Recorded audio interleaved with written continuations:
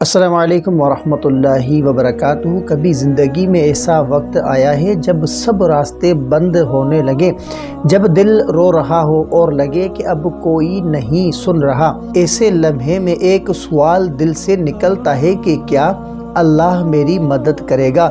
آج ہم اسی سوال کا جواب تلاش کریں گے۔ اللہ کی مدد کیسے حاصل کی جاتی ہے؟ تو مشکل وقت اللہ کی ناراضگی نہیں بلکہ اس کا امتحان ہوتا ہے۔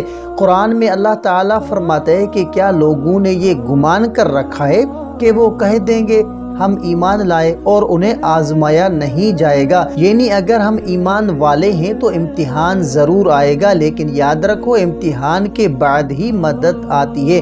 اللہ تعالیٰ فرماتا ہے ان اللہ مع الصابرین، یقیناً اللہ صبر کرنے والوں کے ساتھ ہے۔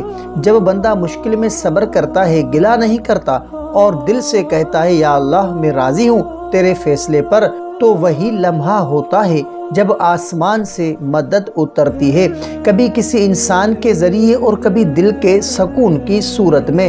تو مدد مانگنے کا سب سے طاقتور ذریعہ دعا ہے۔ دعا صرف الفاظ نہیں، یہ دل کی پکار ہے۔ جب تم سجدے میں کہو یا اللہ میں ہار گیا اب تو سنبھال لے، تو یقین کرو وہ سن رہا ہوتا ہے۔ قرآن میں اللہ تعالیٰ فرماتا ہے ادعونی استجب لکم، مجھے پکارو میں تمہاری دعا قبول کروں گا۔ مدد مانگنے کے بعد سب سے ضروری چیز یقین ہے۔ یقین رکھو کہ اللہ کبھی تاخیر نہیں کرتا، وہ بس تمہیں تیار کر رہا ہوتا ہے۔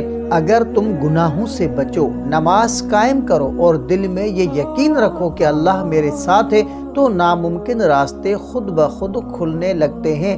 اللہ کی مدد ان کے قریب آ جاتی ہے جو صبر کرتے ہیں، دعا کرتے ہیں اور اس پر یقین رکھتے ہیں۔ اگر تم اللہ کے ہو جاؤ تو اللہ پوری کائنات تمہارے لیے بدل دے گا۔ اللہ تمہیں کبھی اکیلا نہیں چھوڑتا، بس اسے دل سے پکارو۔ تو امید ہے کہ آپ کو یہ ویڈیو ضرور پسند آئی ہوگی۔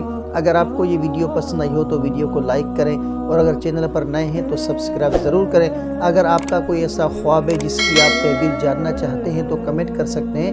انشاءاللہ آپ کو آپ کے خواب کی تعبیر اسلامی تعلیمات کے مطابق فراہم کی جائے گی۔ تو ملتے ہیں اگلی ویڈیو میں، تب تک کے لیے اپنا بہت سارا خیال رکھیں اور ہمیں اپنی دعاؤں میں یاد رکھیں۔ السلام علیکم ورحمۃ اللہ وبرکاتہ۔